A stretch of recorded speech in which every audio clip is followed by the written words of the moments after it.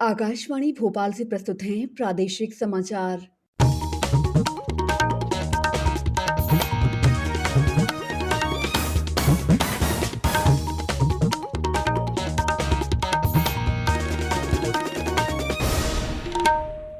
नमस्कार, समाचारों के साथ मैं दीपा सिंह। पहली 1 अप्रैल कोविड मरीजों की संख्या फिर से बढ़ रही है।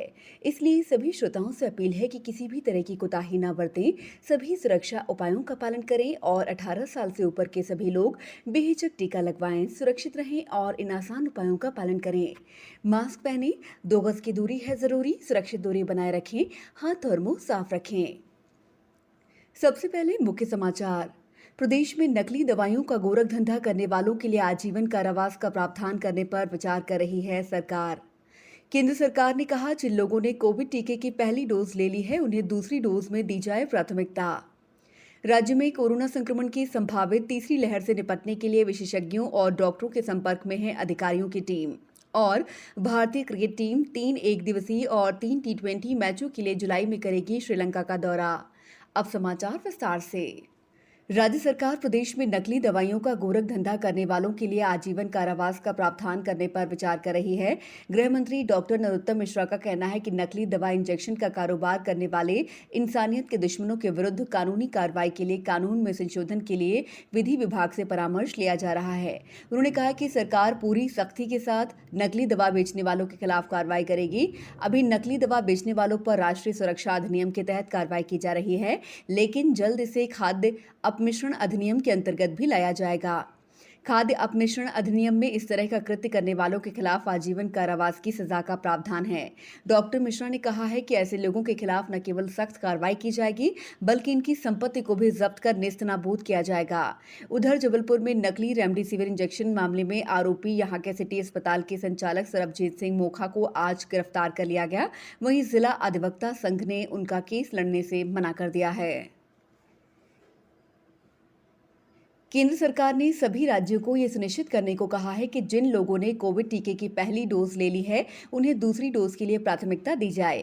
केंद्रीय स्वास्थ्य सचिव राजेश भूषण ने बताया कि राज्य वैक्सीन की कम से कम 70% दूसरी खुराक के लिए और शेष 30% पहली खुराक के लिए रख सकते हैं। उन्होंने ये भी कहा कि राज्यों को छूट है कि वे इसे 100% भी कर सकते हैं। राज्यों से कहा गया कि वे वैक्सीन की दोनों डोज लेने के लिए जागरूकता अभियान चलाएं। उन्होंने बताया कि दूसरी डोज के लिए समय निर्धारण के लिए कोविन पर जल्द ही फ्लेक्सिबिलिटी फीचर भी उपलब्ध कराया जाएगा। कोविड महामारी के दौरान सबसे बड़ी चुनौती सकारात्मक बने रहना है। इसे चुनौतीपूर्ण समय में लोगों का मनोबल बढ़ाने के लिए प्रबुद्ध वर्ग की एक पहल कोविड रिस्पांस टीम आज से 5 दिन की व्याख्यान श्रृंखला आयोजित कर रही है। पॉजिटिविटी अनलिमिटेड, हम जीतेंगे शीर्षक वाली इस पहल का उद्देश्य समाज में सकारात्मक सोच को बढ़ावा देना है। व्याख्यान श्रृंखला का प्रसारण 400 मीडिया प्लेटफॉर्म पर प्रतिदिन शाम 4 बजे से 5 बजे तक किया जाएगा। इस व्याख्यान माला के दौरान सदगुरु जग्गी वासुदेव, श्री श्री रविशंकर, विप्रो के अध्यक्ष अजीम प्रेम जी, शंकराचार्य विजयेंद्र सरस्वती, सोनल मान सिंह, आचार्य विद्यासागर, निर्मल पंचायती अखाड़े के महंत ज्ञानदेव सिंह लोगों को संबोधित करेंगे। प्रदेश के ग्रामीण क्षेत्रों में किल कोरोना अभियान के अंतर्गत कल 26,611 कोरोना संक्रमण के संदिग्ध व्यक्तियों की जांच की गई, जिनमें से 899 व्यक्तियों को कोविड केयर सेंटर में रेफर किया गया है। 3,273 कोरोना संदिग्ध व्यक्तियों को फीवर क्लिनिक रेफर किया गया है। वहीं शहरी क्षेत्र में किल कोरोना अभियान के तहत कल 6,227 कोरोना संदिग्ध व्यक्तियों की पहचान की गई। समाचारों में वक्त है ब्रेक का। कोविड-19 से बचाव और सुरक्षित रहने के 3 उपाय। मास्क लगाएं, 2 गज दूरी है जरूरी, सुरक्षित दूरी रखें, हाथ और मुंह साफ रखें। ब्रेक के बाद समाचारों में आपका एक बार फिर स्वागत है।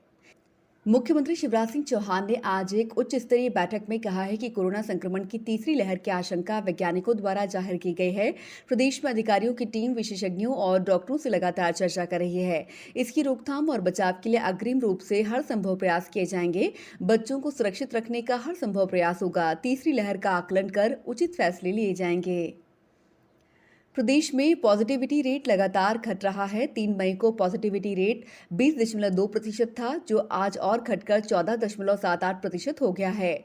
जबलपुर में कोविशील्ड के नए डोज मिलने के बाद 18 प्लस कैटेगरी में कल 20 केंद्रों पर 2600 हितग्राहियों को टीका लगाया जाएगा। सागर संभाग के कमिश्नर मुकेश कुमार शुक्ला ने आज छतरपुर पहुंचकर जिला अस्पताल का आकस्मिक निरीक्षण किया और ऑक्सीजन की उपलब्धता की जानकारी ली।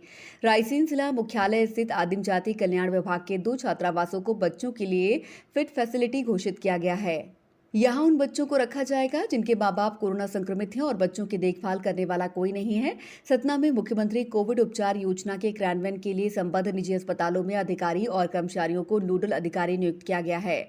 गुना जिले के बमोरी और झागर पहुंचकर पंचायत और ग्रामीण विकास मंत्री महेंद्र सिंह सिसोदिया ने थाना परिसर में भोजन वितरण व्यवस्था का शुभारंभ किया। विधानसभा क्षेत्र बमोरी के प्रत्येक थाना क्षेत्र में प्रतिदिन 500 भोजन के पैकेट तैयार कर गरीब और बेसहारा लोगों को निःशुल्क वितरित किए जाएंगे। नीमच जिले में 28 लोग स्वस्थ होकर आज अपने घर लौटे।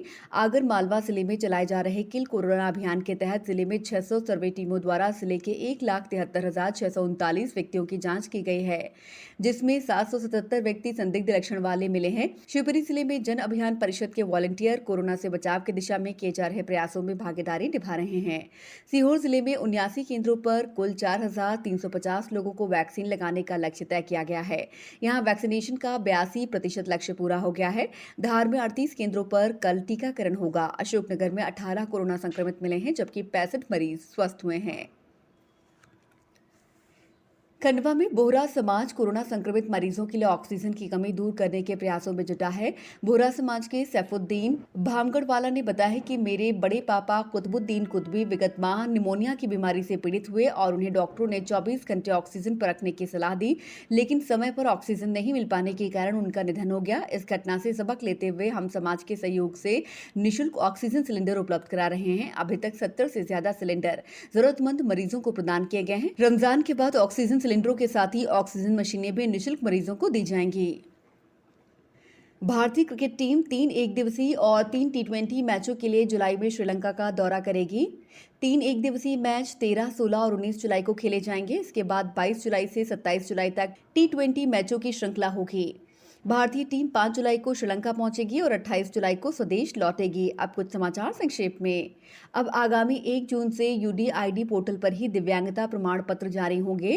प्रदेश में कोविड नियंत्रण में योगदान दे रहे कोरोना वॉलंटियर्स की संख्या अब 1,12,506 से अधिक हो गई है। रायसेन नगर में रोड विस्तार के कारण सागर भोपाल तिराहा से विदिशा रोड गोपालपुर तक भारी वाहनों का प्रवेश वर्जित किया गया है। बैतूल सतपुड़ा टाइगर रिजर्व के एक बाघ शावक की ट्रेन से टकराकर मौत हो गई। राज्य में अभी तक 52 जिलों में 2,26,901 मेडिकल किट वितरित की जा चुकी हैं। अंत में मुख्य समाचार एक बार फिर। प्रदेश में नकली दवाइयों का गोरख धंधा करने वालों के लिए आजीवन कारावास का प्रावधान करने पर विचार कर रही है सरकार। केंद्र सरकार ने कहा, जिन लोगों ने कोविड टीके की पहली डोज ले ली है उन्हें दूसरी डोज में दी जाए प्राथमिकता। राज्य में कोरोना संक्रमण की संभावित तीसरी लहर से निपटने के लिए विशेषज्ञों और डॉक्टरों के संपर्क में है अधिकारियों की टीम। और भारतीय क्रिकेट टीम 3 एकदिवसीय और 3 टी20 मैचों के लिए जुलाई में करेगी श्रीलंका का दौरा।